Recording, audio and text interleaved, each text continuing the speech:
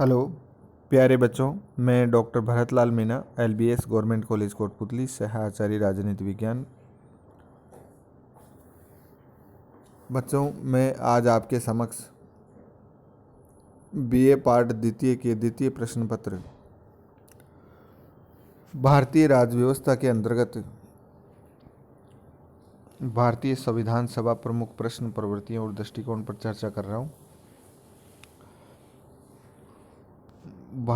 वस्तुतः भारत की संविधान सभा का गठन 3 चरणों में पूरा हुआ। सर्वप्रथम कैबिनेट मिशन योजना के अनुसार संविधान सभा के सदस्यों का निर्वाचन हुआ।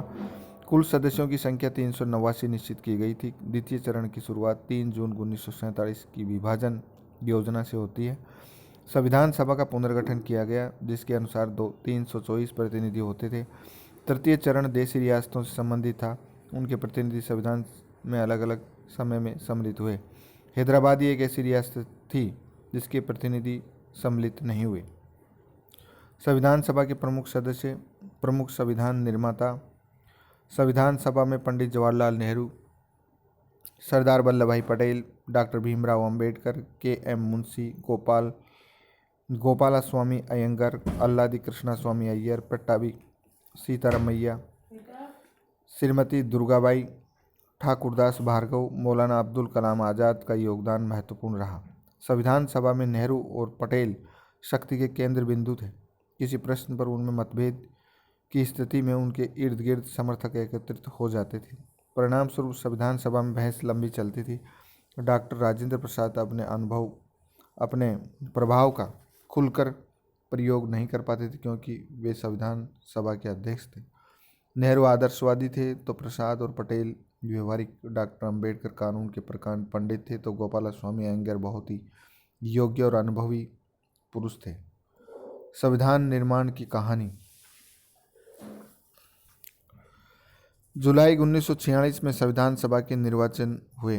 कांग्रेस चाहती थी कि संविधान सभा यथाशीघ्र संविधान निर्माण का कार्य प्रारंभ करे। जवाहरलाल नेहरू ने कांग्रेस की ओर से एक विशेष समिति नियुक्त की, जिसे संविधान सभा के लिए आवश्यक सामग्री जुटानी थी। इस समिति ने संविधान सभा के कार्य संचालन की आवश्यक प्रक्रिया तय की। संविधान सभा का प्रमुख अधिवेशन 9 दिसंबर 1946 को संसद भवन के केंद्रीय कक्ष में प्रारंभ हुआ। डॉक्टर सच्चिदानंद सिन्हा को सर्वसम्मति से अस्थायी अध्यक्ष चुना गया। इसके बाद सदस्यों ने अपने परिचय पत्र पेश किए। रजिस्टर पर हस्ताक्षर किए। 11 दिसंबर 1946 को कांग्रेस के वरिष्ठ नेता डॉक्टर राजेंद्र प्रसाद संविधान सभा के स्थायी अध्यक्ष निर्वाचित हुए। संविधान निर्माण की दिशा में सबसे पहला काम था जवाहरलाल नेहरू द्वारा उद्देश्य प्रस्ताव प्रस्तावित करना। यह प्रस्ताव 13 दिसंबर 1946 को प्रस्तुत किया गया था। प्रस्ताव प्रस्तुत करते हुए श्री नेहरू ने कहा, मैं आपके सामने जो प्रस्ताव प्रस्तुत कर रहा हूं, उसमें हमारे उद्देश्यों की व्याख्या की गई है, योजना की रूपरेखा दी गई है और बताया गया है कि हम किस रास्ते पर चलने वाले हैं। उद्देश्य प्रस्ताव में भारत को स्वतंत्र प्रभुसत्ता संपन्न गणराज्य घोषित करने की आकांक्षा व्यक्त की गई। उसमें यह भी कहा गया कि प्रभुसत्ता का वास जनता में होगा तथा भारत के सभी लोगों को सामाजिक, आर्थिक और राजनीतिक न्याय, विचार, अभिव्यक्ति, विश्वास, धर्म, उपासना और व्यवसाय की गारंटी दी जाएगी। 13 दिसंबर से 19 दिसंबर 1946 तक संविधान सभा के उद्देश्य प्रस्ताव पर कुल 8 दिन विचार विमर्श किया। 22 जनवरी 1947 को संविधान सभा के सदस्यों ने खड़े होकर सर्वसम्मति से इस प्रस्ताव को पास किया। उद्देश्य प्रस्ताव की स्वीकृति के बाद ही संविधान सभा ने संविधान निर्माण की समस्या के विभिन्न पहलुओं के संबंध में अनेक समितियां नियुक्त की। प्रमुख समितियां थीं संघ संविधान समिति, प्रांतीय संविधान समिति, संघ शक्ति समिति, मूल अधिकारों, अल्पसंख्यकों आदि से संबंधित परामर्श समिति, प्रारूप समिति आदि। देशी रियासतों से बातचीत करने के लिए संविधान सभा ने एक वार्ता समिति पूर्व में गठित कर ली थी। संविधान सभा के कार्यालय की परामर्श शाखा ने 17 मार्च 1947 को संविधान की मुख्य विशेषताओं के संबंध में एक प्रश्न सूची विभिन्न प्रांतीय विधानमंडलों तथा केंद्रीय विधानमंडलों के सदस्यों के पास भी भेजी, ताकि वे प्रस्तावित संविधान के बारे में अपने विचार व्यक्त कर सके। अक्टूबर 1947 में संविधान सभा के सचिवालय की परामर्श शाखा ने संविधान का पहला प्रारूप तैयार किया। इस प्रारूप के तैयार होने के पहले संविधान सभा के सचिवालय ने 3 जिल्दों में विश्व के विभिन्न संविधानों के पूर्व दृष्टांत एकत्र कर उन्हें संविधान सभा के सदस्यों में वितरित कर दिया। संवैधानिक परामर्शदाता डॉक्टर BN राव ने विश्व के विभिन्न संविधान विशेषज्ञों से विचार विमर्श कर एक प्रतिवेदन भी प्रस्तुत किया।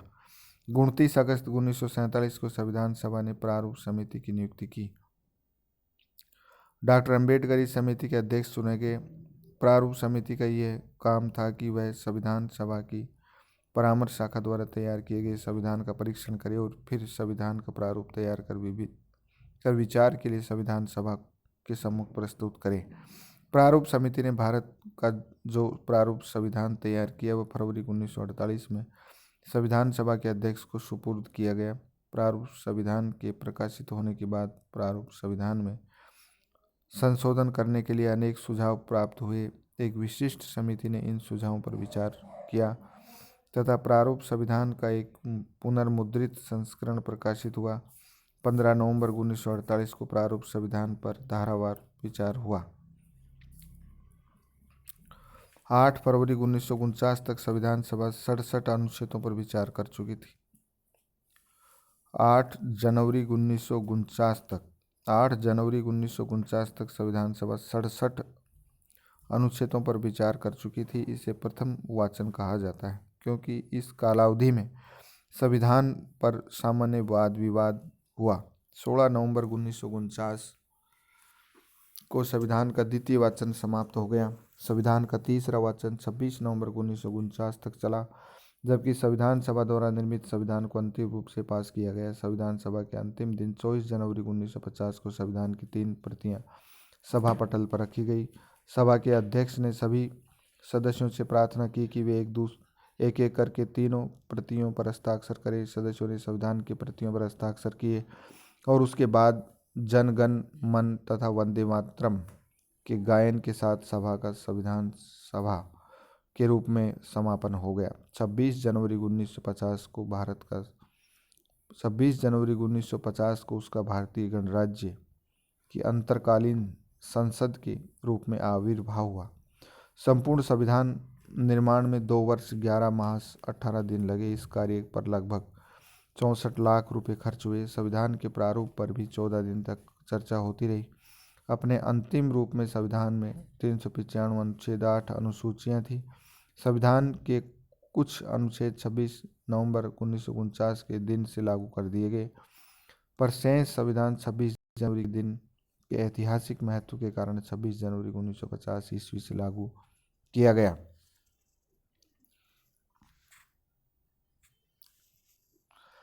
संविधान सभा की स्थिति, संगठन एवं कार्यकरण के संबंध में कतिपय आलोचनात्मक टिप्पणियां।